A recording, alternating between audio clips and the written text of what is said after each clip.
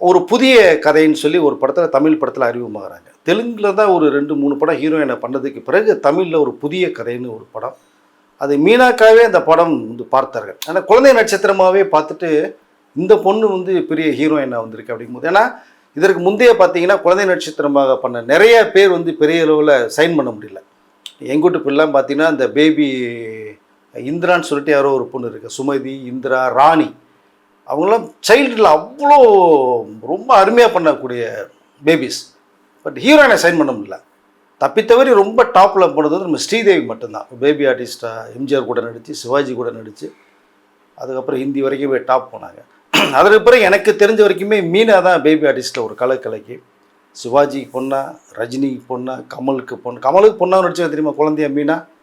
அப்படியா? பிரபுக்கும் நடிச்சிருக்காங்க.